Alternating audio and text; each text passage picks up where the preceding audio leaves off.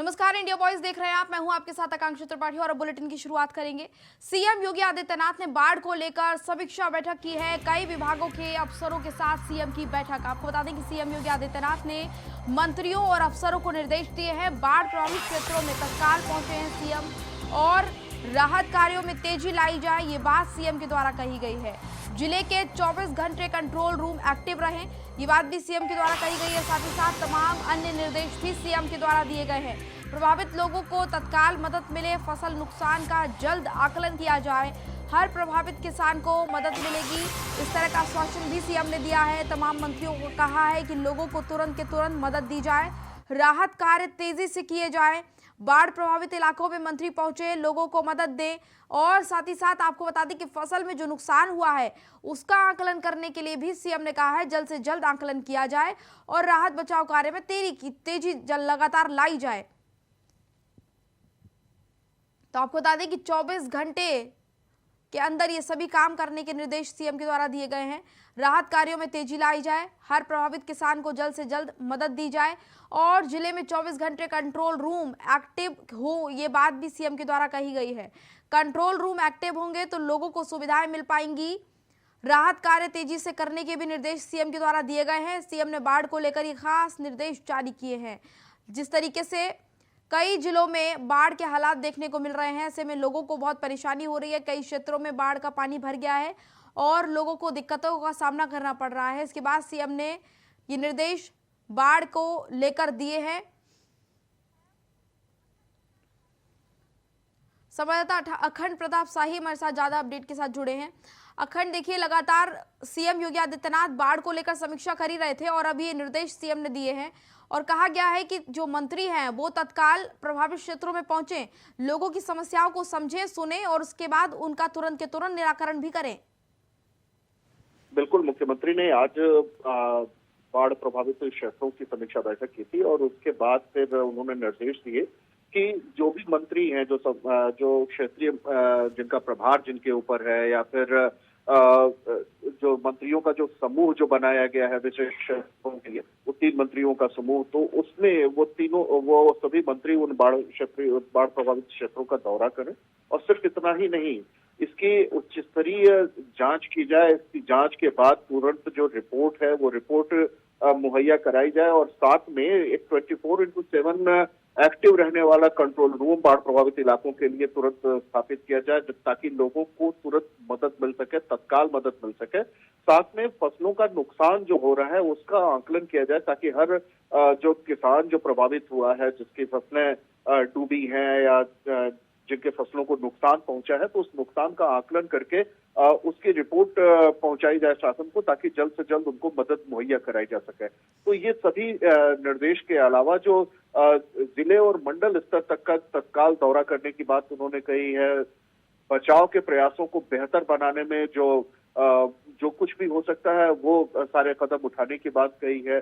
जो ज्यादा बारिश की वजह से जो समस्याएं पैदा हुई हैं, उनमें जो पुनर्वास के काम है, राहत और पुनर्वास के काम है, इसमें एडीएम और जॉइंट मजिस्ट्रेट लेवल के जो अधिकारी हैं उनको 24/7 कंट्रोल रूम बनाकर वहां मौजूद रहने के लिए उन्होंने ताकीद की है। और साथ में जो जनजीवन और पशुधन और खेती किसानी, इन सब चीजों पे जो नुकसान हुआ है उनके लिए खास तौर पे सभी जो प्रभावित क्षेत्र है, सभी जो प्रभावित लोग हैं, चाहे वो पशु हो, चाहे वो पशुधन हो या फिर जनजीवन हो, उन सभी के लिए भरण पोषण की आवश्यक जो इंतजाम है वो आवश्यक इंतजाम करने की बात उन्होंने कही है।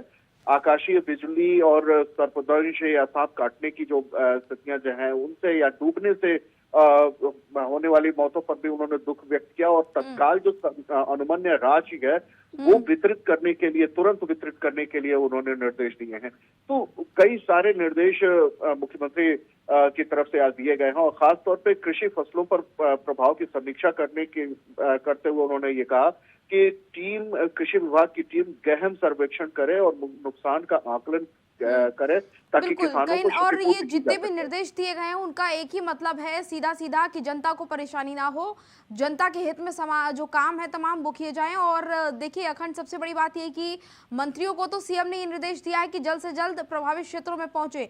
अफसरों का भी नाम इसमें शामिल है, क्या अफसरों को भी यही कहा गया है? बिल्कुल, सभी अफसरों को बोला गया है और जो कंट्रोल रूम बनाने की बात हुई है उसमें एसडीएम और एडीएम लेवल के जो अधिकारी हैं उनको 24/7 बैठने की बात हुई है। ज्वाइंट मजिस्ट्रेट लेवल के जो अधिकारी हैं उनको 24/7 ताकि लोगों की कोई भी कभी भी किसी भी तरीके की समस्या उनके सामने आती है तो उसकी तत्काल उसकी मदद पहुंचाई जाए और अगर समस्या बड़ी है तो उसका निराकरण किया जाए। एनडीआरएफ, एसडीआरएफ और पीएसी की टीमों को तैनात करने तक के लिए मुख्यमंत्री ने स्पेशल निर्देश दिए हैं और साथ में कहा है कि जो 25 लाख की आबादी जो इस समय बाढ़ से प्रभावित है, जिनमें 15 जिले हैं और 1500 से अधिक गांव हैं, तो उन सभी को खास तौर पे बाढ़ क्षेत्रों में जो राहत और बचाव कार्य के लिए जो टीमें तैयार की जानी है उनमें एनडीआरएफ, एसडीआरएफ और पीएससी की टीम भी उसमें तैनात की जाए। इसके अलावा पशु चारे तक की व्यवस्था करने के लिए मुख्यमंत्री ने स्पेशल निर्देश दिए हैं कि जो जानवर हैं निर्देश दिए गए हैं उनका ये साफ तौर पर वो यही दिखाते हैं कि लोगों के हित में जो तमाम काम है वो सीएम योगी चाहते हैं कि जल्द से जल्द किए जाएं। और अभी जैसे कि आप बता रहे हैं कि इतनी बड़ी संख्या में लोग बाढ़ क्षेत्र में फंसे हुए हैं, प्रभावित हैं, ऐसे में इतनी बड़ी संख्या में लोगों को मदद मुहैया कराने में भी समय लगेगा। इसी वजह से सीएम इतने सख्त नजर आए हैं और सीएम ने कंट्रोल रूम को भी 24 घंटे एक्टिव रहने के लिए कहा है, अधिकारियों को भी निर्देश दिए हैं और साथ ही साथ मंत्रियों को भी निर्देश दिए हैं। अखंड, चलिए तमाम जानकारी के लिए आपका बहुत बहुत धन्यवाद।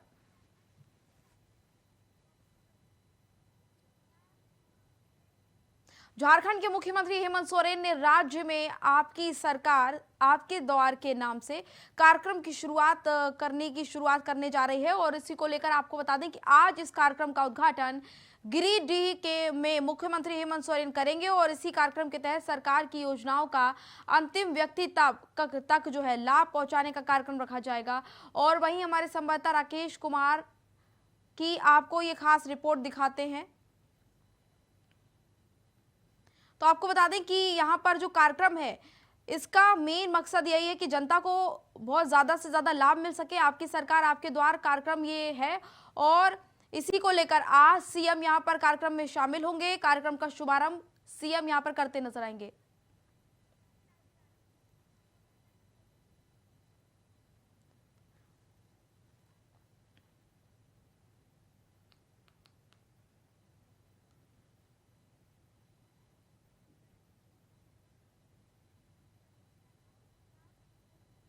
और अब सीधा रुक करेंगे अयोध्या का, जहां पर सीएम योगी आदित्यनाथ मौजूद हैं। वहां पर क्या कुछ सीएम योगी आदित्यनाथ कह रहे हैं, सुन लेते हैं। महामंडलेश्वर महंत संतोष दास जी महाराज, सतवा बाबा, सभी पूज्य संतजन, अयोध्या के लोकप्रिय सांसद श्री लल्लू जी महाराज, माननीय विधायक श्री वेद प्रकाश गुप्ता जी, अध्यक्ष सरस्वती मंडाल कमेटी से वेंकट कृष्णन जी, माननीय विधायक श्री रामचंद्र यादव जी, आज के इस कार्यक्रम में उपस्थित सकल सनातन धर्म से जुड़े हुए और विशेष रूप से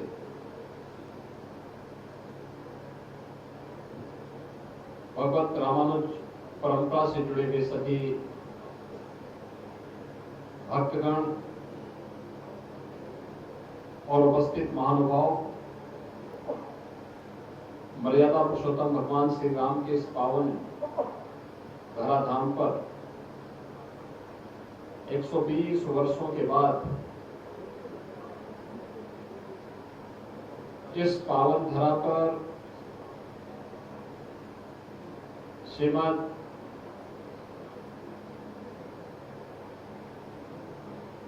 रामानुजाचार्य जी की इस पावन प्रतिमा का अनावरण का कार्यक्रम संपन्न हुआ है।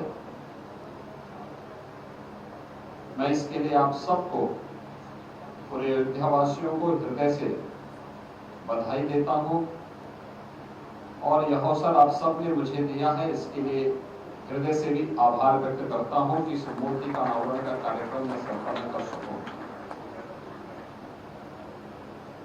हम सब जानते हैं भारत दुनिया के अंदर ज्ञान की भूमि है।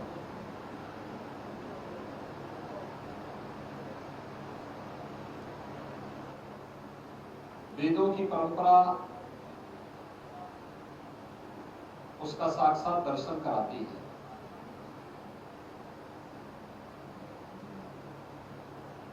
हमने वेदों के मंत्रों को हमेशा अपूर्ण से कहा है।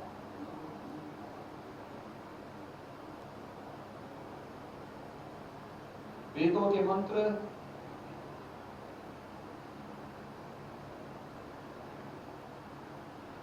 वैदिक मंत्र दृष्टा ऋषियों ने उद्घाटित किए। वे अपने आप को मंत्र दृष्टा तो कहते हैं, मंत्र सृष्टा नहीं। यही भारत की परंपरा है और उस परंपरा के साथ जुड़ते हुए समय समय पर आध्यात्मिक दृष्टि से परिपूर्ण इन पूज्य संतों का, ऋषियों का सानिध्य भारत के धराधाम को प्राप्त हुआ। भले ही हम लोगों ने उसे अलग अलग मार्ग माना हो, अद्वैत हो, द्वैत हो, विशिष्टा द्वैत हो, ये मंजिल में पहुंचने के लक्ष्य को प्राप्त करने के लिए अलग अलग मार्ग हैं।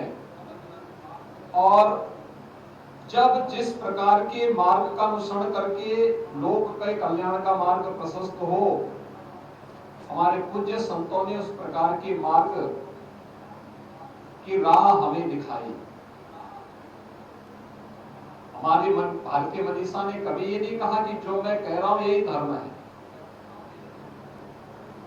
हमारे ऋषि परंपरा ने, हमारे संतों की परंपरा ने तो एक ही बात कही कि महासना एन ददह सपंथा, यानी महापुरुषों के द्वारा बताया गया जो मार्ग है वही धर्म है। और धर्म की इस विराट व्याख्या को भारत के अलावा कोई दूसरा नहीं समझ सकता। और इसीलिए तो भारतीय मनीषा इस बात को कहती है, एकम सद विप्रा बहुधा वदन्ति, यानी सत्य एक है, विद्वान लोग उसको अलग अलग प्रकार से उसकी व्याख्या कर सकते हैं, मार्ग दिखा सकते हैं, लेकिन मंजिल तो एक ही होगी।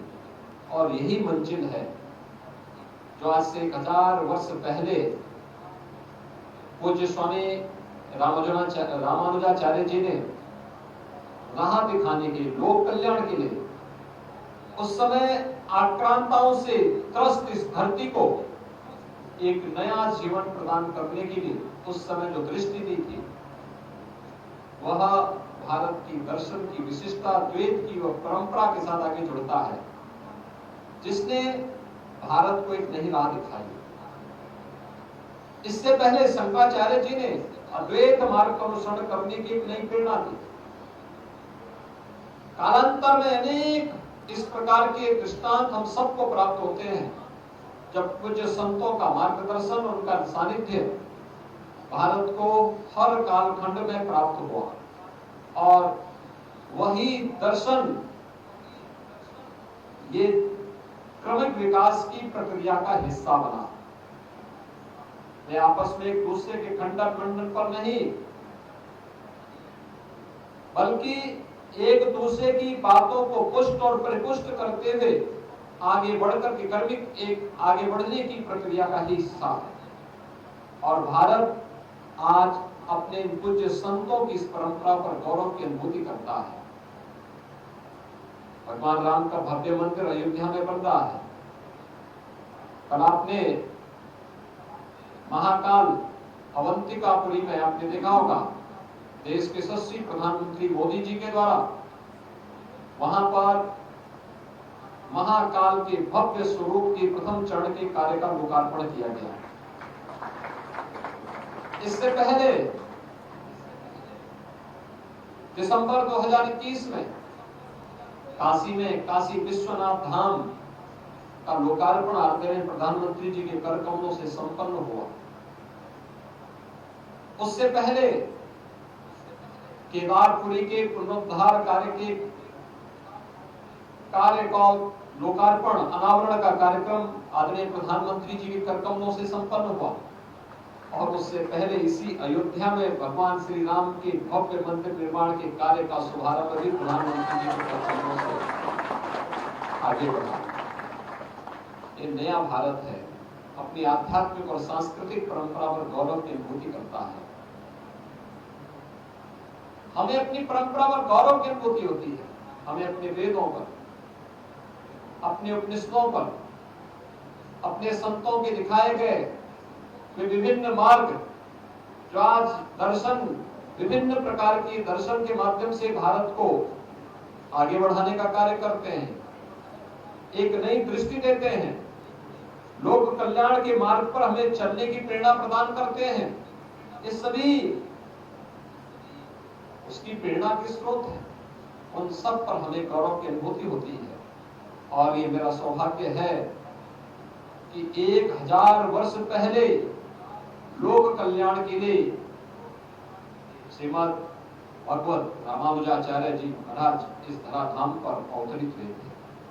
वे शेषावतार माने जाते हैं और भगवान राम के भव्य मंदिर के पहले उनके अनुज का अवतरण अयोध्या धाम में इतनी भव्यता के साथ हो रहा है।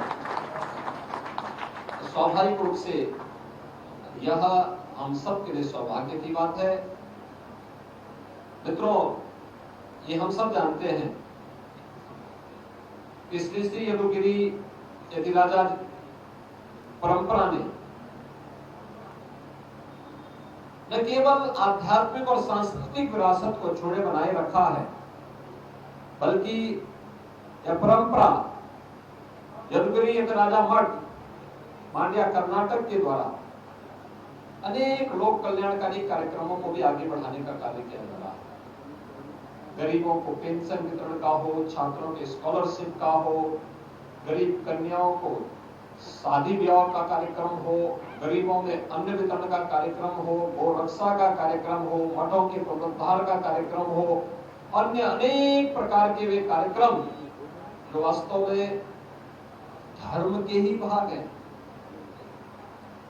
आप देखते रहेंगे, आज से नहीं, प्राचीन काल से ही हमारे मठ और मंदिर अन्न क्षेत्र चलाते रहे हैं, गरीब कल्याण के कार्य करते रहे हैं।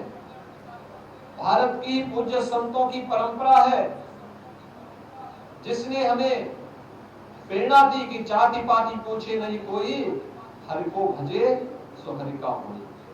ये यही तो भारत की परंपरा है। जब हम इस मार्ग से हटे तो हमें विदेशी आक्रांताओं की उस क्रूरता को भी देखने के लिए मजबूर होना पड़ा। लेकिन जब तक हम अपने पूज्य संतों के मार्गदर्शन में आगे बढ़ते रहे, दुनिया की कोई ताकत भारत का बाल बांका नहीं कर पाई।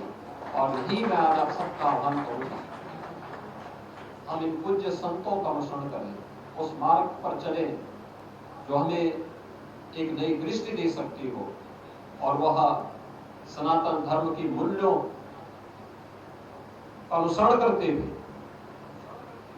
भेदभाव और किसी भी प्रकार की इस अव्यवस्था को जो हमें कमजोर करती हो उसे दूर करते हुए लोक कल्याण के लिए न केवल सनातन हिंदू धर्म से जुड़े हुए सभी धर्मस्थल बल्कि सभी भक्तजन उस परंपरा के साथ जुड़ करके लोक कल्याण के इस कार्यक्रम को बृहद पैमाने पर आगे बढ़ाने का कार्य करेंगे तो न केवल आध्यात्मिक और सांस्कृतिक विरासत अछूते बनी रहेगी, बल्कि हम सनातन हिंदू धर्म को मजबूत करके न केवल भारत को एक भारत श्रेष्ठ भारत बनाने में सफल होंगे, बल्कि विश्व के कल्याण का मार्ग भी प्रशस्त करने में सफल होंगे। मैं एक बार फिर से श्रीमद् भागवत रामानुजाचार्य जी की इस भव्य प्रतिमा, दिव्य प्रतिमा को यहाँ पर स्थापित करने और इस परंपरा को अयोध्या में फिर से स्थापित करने के लिए श्री श्री यदुगिरी यदराजा नारायण रामानुजाचार्य जीयर स्वामी जी महाराज और उनकी सभी अनुयायियों को हृदय से धन्यवाद देता हूं। इस पूरे कार्यक्रम के प्रति अपनी शुभकामनाएं देता हूं और विश्वास व्यक्त करता हूं कि आप सब अयोध्या की इस परंपरा के साथ जुड़ करके अयोध्या को दुनिया की सबसे भव्यतम नगरी के रूप में स्थापित करने में अपना योगदान देंगे। मैं आप सबका एक बार फिर से अयोध्या की इस धरती पर हृदय से स्वागत और अभिनंदन करता हूं। धन्यवाद। जय जय श्री राम। तो ये तस्वीरें आपको दिखा रहे थे जहां पर सीएम योगी आदित्यनाथ संबोधित कर रहे थे। अयोध्या से सीधा संबोधन सीएम योगी आदित्यनाथ का आपको सुनवा रहे थे। श्री राम की नगरी में सीएम योगी आदित्यनाथ पहुंचे हुए थे और जहां पर संबोधित करते हुए सीएम नजर आ रहे थे। फिलहाल बुलेटिन में इतना ही। मुझे दीजिए इजाजत। नमस्कार।